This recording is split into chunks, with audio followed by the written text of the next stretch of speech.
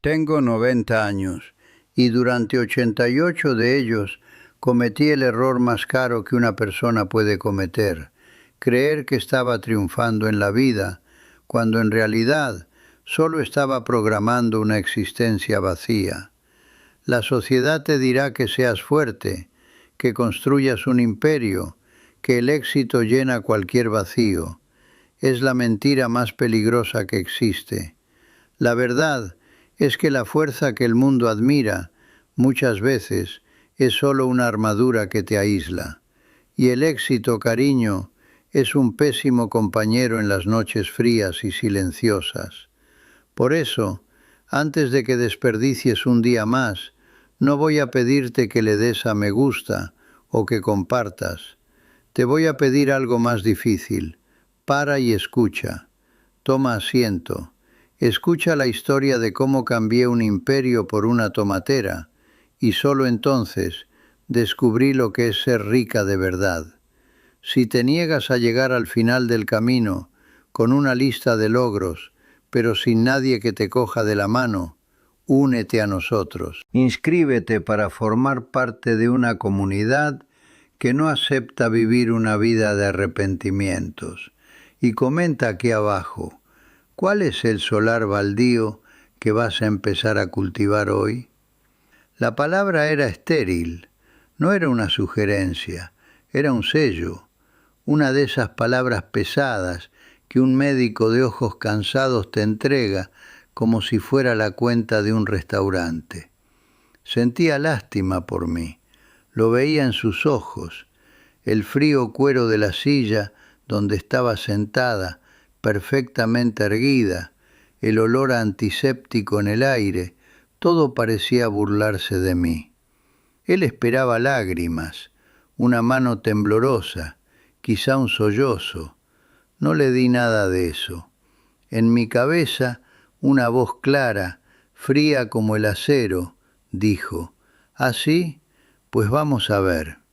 Aquello no era una sentencia de muerte, era un desafío, una declaración de guerra, y la acepté. Si mi cuerpo se negaba a crear vida, entonces mi mente crearía un imperio. Decidí allí, en aquella sala estéril, que la debilidad no formaría parte de mi vocabulario. Maternidad, familia, lazos, todo eso se convirtió para mí en sinónimo de distracción, de blandenguería, y yo no era una blanda. Recuerdo cerrar mi primer gran negocio, una adquisición hostil. Para ello tuve que viajar el día de la fiesta de compromiso de mi único hermano.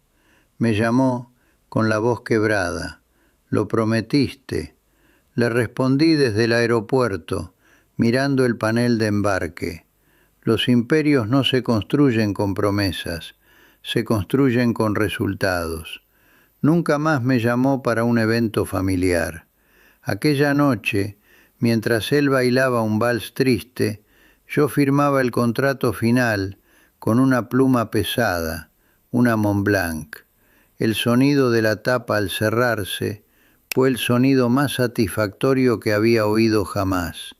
Era el sonido de la victoria. Al menos eso es lo que me decía a mí misma. La verdad, no estaba construyendo un imperio. Estaba construyendo la celda de prisión más bonita y cara del mundo.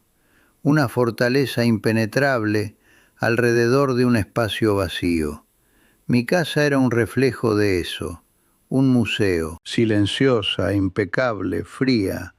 Cada objeto tenía su lugar exacto, milimétricamente calculado. Una vez despedí a un ama de llaves, una buena mujer, porque insistía en colocar un jarrón de cristal 2 centímetros a la izquierda del centro de la mesa. Ella pensaba que estaba loca, yo pensaba que estaba manteniendo el orden. El orden lo era todo. El eco de mis propios tacones en el mármol pulido era la única música que toleraba. Yo llamaba a ese silencio agudo paz. La paz de no tener juguetes esparcidos por el suelo, de no tener llantos de niño en mitad de la noche, de no tener a nadie necesitándome. Era la paz de un mausoleo, y yo, su orgullosa conservadora. Creía que estaba ganando. Tenía la armadura, el castillo, el silencio que tanto busqué. Me había demostrado a mí misma que era más fuerte que la naturaleza. Pero hay una cosa sobre el silencio. Cuando lo cultivas durante demasiado tiempo, aprende a hablar. Y su voz es mucho, mucho más cruel que cualquier llanto de niño. La jubilación no llegó como un descanso, llegó como un castigo. Hubo una fiesta, claro, una formalidad.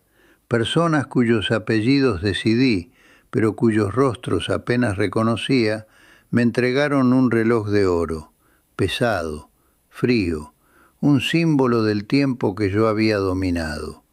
El champán era caro y estaba tibio en mi boca.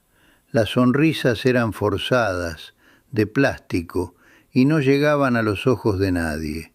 Yo era un monumento al que rendían un último y aliviado homenaje. Aquella noche lo entendí. Ya no me temían, no lo necesitaban. No estaban celebrando mi carrera, estaban celebrando su propia libertad. La vieja, por fin, estaba fuera de juego. La soledad no esperó a la mañana siguiente. Me acompañó a casa, se sentó en mi sillón de cuero y nunca más se fue. El primer día festivo fue el peor. El teléfono, que antes era un arma, una herramienta, una extensión de mi voluntad, se quedó mudo. Un silencio que gritaba. Ningún mensaje, ninguna invitación. Nadie que interrumpiera el tic-tac enloquecedor del reloj de péndulo del salón. Cada segundo, un martillazo. Tic, está sola. Tac, a nadie le importa. Tic, tú construiste esto. Tac, ahora vive con ello. La autosuficiencia de la que tanto me enorgullecía solo era un nombre elegante para el aislamiento, una isla que construí con mis propias manos y de la que ahora no sabía cómo escapar. La comida que antes servían chefs ahora venía de una caja de cartón calentada en el microondas. Comía de pie, en la cocina, y todo tenía un sabor metálico, un sabor a cenizas.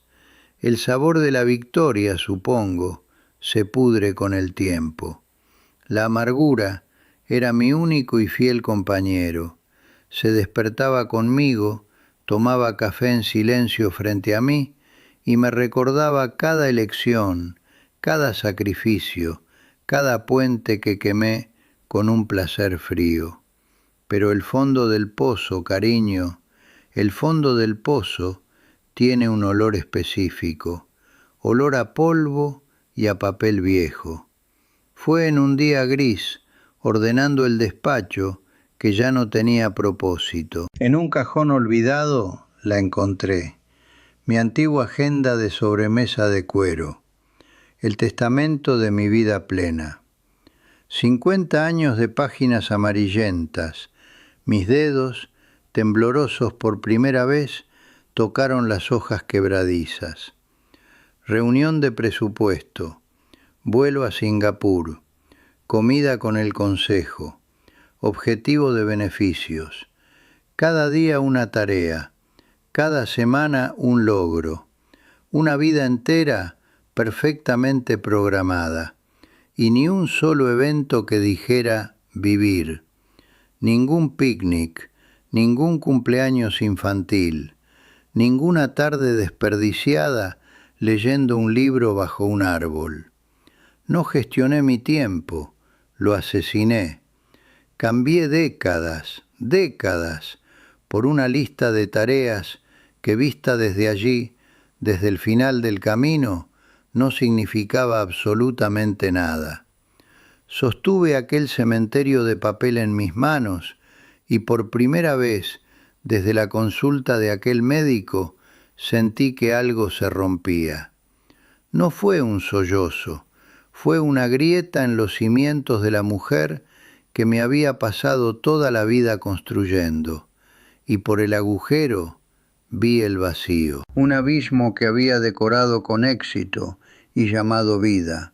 Aquella agenda de cuero fue el punto y final, el fondo del pozo. La tiré a la basura, pero el vacío se quedó, un agujero en el alma que ningún éxito consiguió llenar.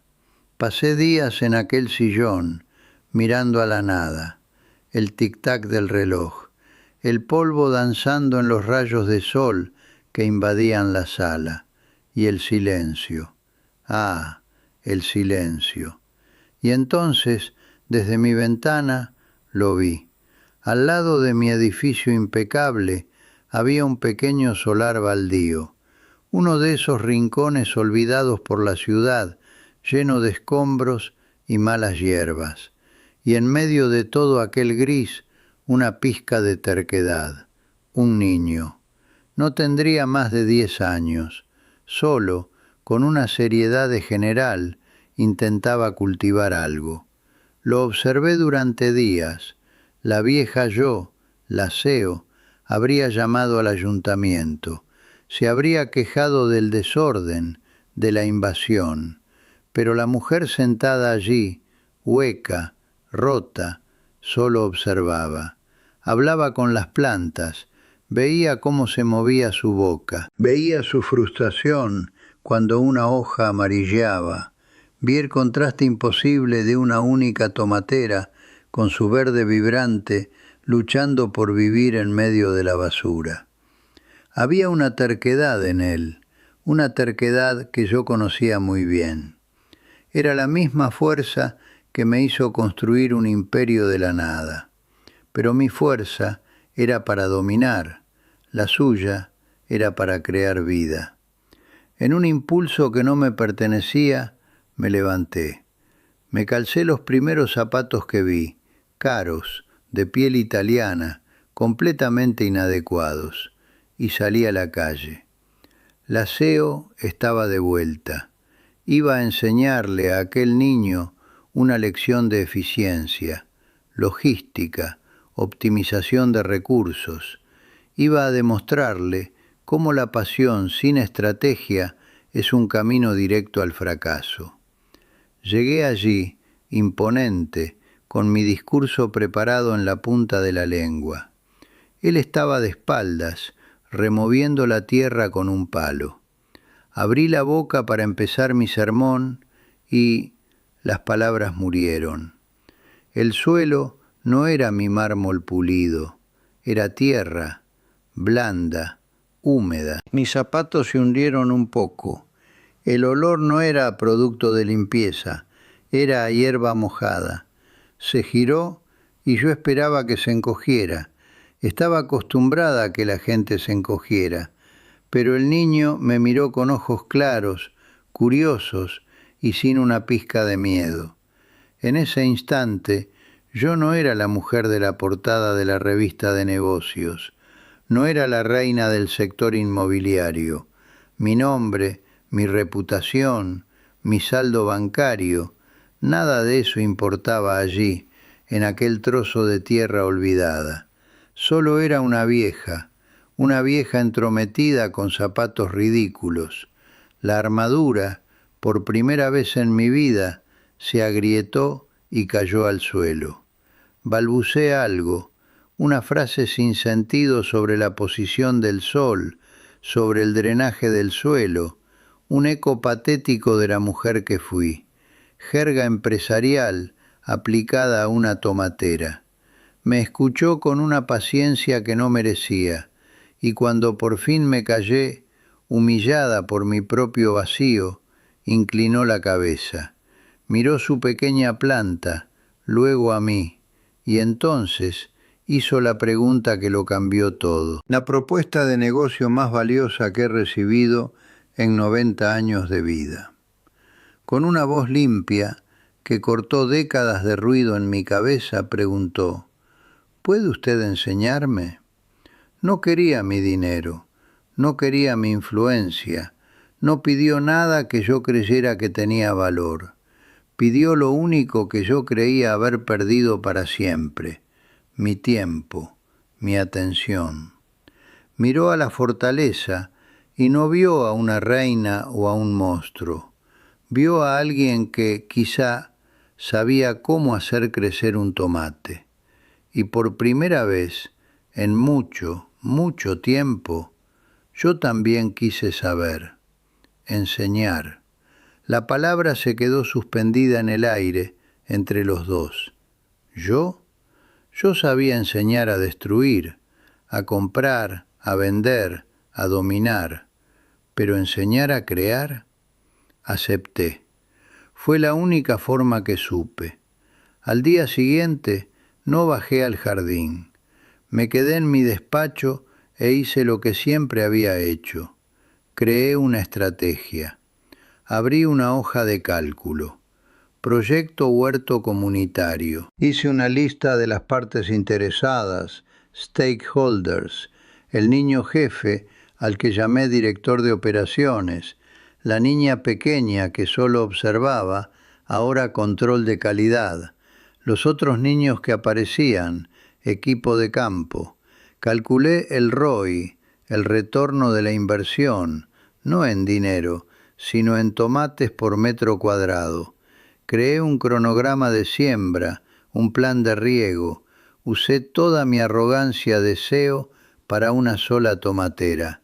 Era ridículo, y era lo más serio que había hecho en mi vida.